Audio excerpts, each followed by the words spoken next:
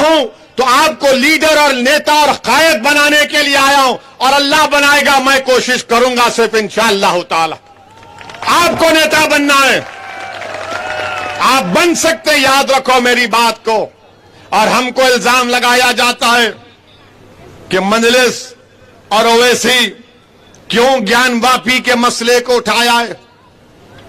मैं नौजवानों से कह रहा हूं, जो आज 20-22 साल के नौजवान हैं, मैं तुमको कह रहा हूं नौजवानों, बाबरी मस्जिद को याद रखो। बाबरी मस्जिद को हमसे छीन लिया गया, उसी तरीके से कोशिशें की जा रही हैं कि ज्ञान वापी को भी छीन लिया जाए, मथुरा की ईदगाह को भी छीन लिया जाए, लखनऊ की टीली वाली मस्जिद को छीन लिया जाए, मुंबई की हाजी अली दरगाह, ख्वाजा अजमेरी का आस्थाना, ये सब हो रहा है। जो मुझ पर आज उंगलियां उठा रहे हैं, बोलो तुम क्यों नहीं बोलते इन बातों को, तो कांग्रेस पार्टी बोलेगी अगर हम बोलेंगे तो हमको हिंदू भाइयों बहनों का वोट नहीं मिलेगा, तो तुम मेरी बर्बादी को बर्दाश्त करोगे। मेरे मस्जिद के तकद्दुस को पामाल किया जा रहा है, तुम कुछ नहीं बोलोगे। मेरी बेइज्जती की जा रही है, तुम कुछ नहीं बोलोगे। मगर जब चुनाव आएगा तो मुसलमानों से कहा जाएगा सेकुलरिज्म के नाम पर वोट दे दो, डराया जाएगा। मगर हम बीजेपी से भी कहना चाह रहे हैं, आरएसएस से भी कहना चाह रहे हैं, हम एक बाबरी मस्जिद को खो चुके हैं, अब दूसरी मस्जिद को हरगिज नहीं खोने देंगे इंशाअल्लाह ताला। हम नहीं खोएंगे, क्योंकि पार्लियामेंट का कानून है कि जो 15 अगस्त 47 को जो मंदिर मस्जिद थी वही रहेगी। और देश के प्रधानमंत्री को भी हम बता रहे हैं, मोदी जी 91 के कानून को मानिए, और आपके इन लोगों से कहिए जो कोर्ट को जा रहे हैं उनका इख्तियार जरूर है, मगर देश का माहौल अगर कोई खराब कर रहा है तो आप ही की आइडियोलॉजी के लोग दौड़ दौड़ कर रहे हैं। अब तो हद ही हो गई कि हलाल पर, हलाल गोश्त पर मुसलमानों को के ताल्लुक से कहा गया कि हलाल गोश्त खतरा, हिजाब खतरा, दाढ़ी खतरा, टोपी खतरा, पैजामा खतरा, ट्रिपल तलाक गलत, मस्जिद गलत, अज़ान से खतरा। अब टीवी के चैनल पर बीजेपी के लोग बैठकर अल्लाह के रसूल सल्लल्लाहु अलैहि वसल्लम की शान में गुस्ताखी कर रहे हैं। आप बताइए कि एक टीवी चैनल पर बैठकर रसूलुल्लाह सल्लल्लाहु अलैहि वसल्लम के बारे में अनाप शनाप बकना, बेहुदे किस्म के अल्फाज को इस्तेमाल करना हमारी उम्मत की मां के बारे में, इस पर भी कोई नहीं कहेगा। जो आज मेरी मंगरोल के आने पर उंगलियां उठा रहे हैं, बोलो ना, कांग्रेस को कुछ बोले, कुछ तो बोलो। तो नहीं बोलेंगे, मगर ये अल्लाह का करम है कि अल्लाह के रसूल सल्लल्लाहु अलैहि वसल्लम के खिलाफ किसी ने नाप शनाप बका, तो अल्लाह का लाख लाख करम है कि अल्लाह ने इस गुनाहगार को मौका दिया कि मैं आका की शान में अगर कोई बोलता है तो उसके खिलाफ बोल रहा हूं। और यही मेरे लिए, मुझे यकीन है कि मैंने जो चंद अल्फाज अपनी गुनाहगार जबान से अदा किए, मुझे यकीन है कि अल्लाह इसको कबूल करेगा।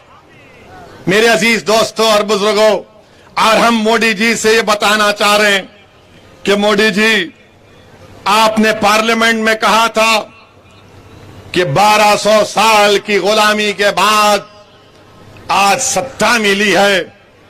मोदी जी, ये आपको हिस्ट्री कौन सिखाता है? 1200 साल की गुलामी, अशोका का दौर क्या था मोदी जी आपके लिए? मोदी जी ये भी तो बता दीजिए कि अशोका का जो पोता था उसको किसने मारा था? और आरएसएस वालों ये बता दो, ये पुष्यमित्रा संघा आपका क्या रिश्तेदार था जिसने बौद्ध मजहब के तमाम 30,000 इमारतों को निस्तो नाबूद कर दिया। मोदी जी, भारत की तारीख 1200 साल की गुलामी नहीं, भारत की गुलामी अंग्रेजों की 200 साल की थी और भारत की तारीख शुरू होती 65,000 साल पहले। मैंने कल मुंबई में कहा तो दिन भर आरएसएस वालों को जो जिंदगी भर चड्डी पहनकर 90 साल के बाद पैंट पहन रहे हैं, इनको अब तकलीफ हो रही है। अब बोल रही है कहां से लाया ये? अरे कहां से लाया नहीं था, शाम में तुम पढ़ते नहीं हो। 65,000 साल पहले भारत माने ये जो बर्रे सगीर का इलाका है, 65,000 साल पहले यहां पर अफ्रीका से लोग आए थे। बीजेपी आरएसएस क्या बोलती? ये मुगल आए थे, मुसलमान आए थे, आक्रमण करे, फुला करे, इबादतगाह को तोड़े। 65,000 साल पहले अफ्रीका से लोग आए थे और उसके बाद भारत में जो लोग आए कहां से आए?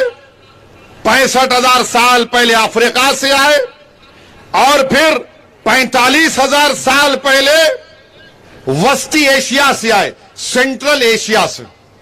फिर उसके बाद 30,000 साल पहले ईस्ट एशिया से आए थे और चौथी मर्तबा आए थे सेंट्रल एशिया से।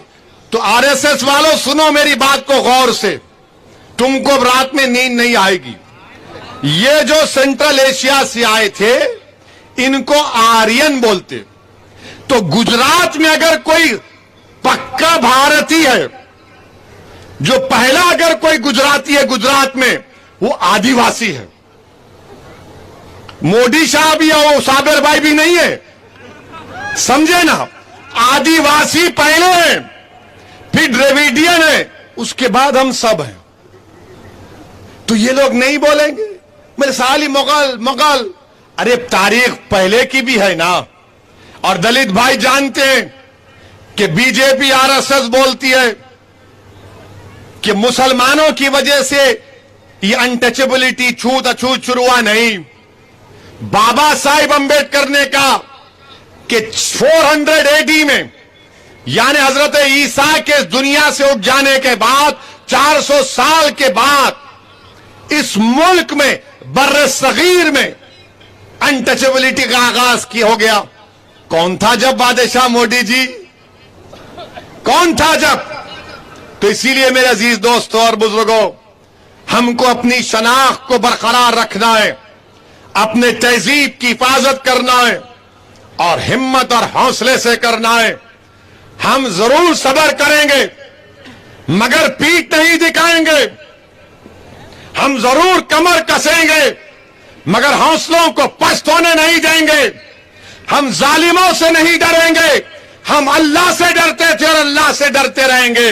जब हम सब्र करेंगे, कमर बस्ता हो जाएंगे और अल्लाह से डरते रहेंगे तो यकीनन कामयाबी आपके कदम को चूमेगी।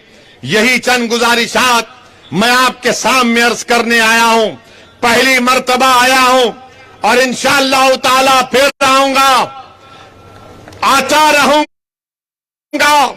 मैं आपकी मोहब्बत पर कुर्बान हो चुका हूं, मैं आपकी शफकत पर कुर्बान हो चुका हूं। मैं आपको सलाम करता हूं, इंशाअल्लाह ताला मैं आता रहूंगा और अल्हम्दुलिल्लाह मुझे यकीन है कि विधानसभा के चुनाव में मजलिस को आपकी ताईद मिलेगी। दलित भाई हमारा साथ देंगे। अस्सलाम वालेकुम व रहमतुल्लाहि व बरकातहू।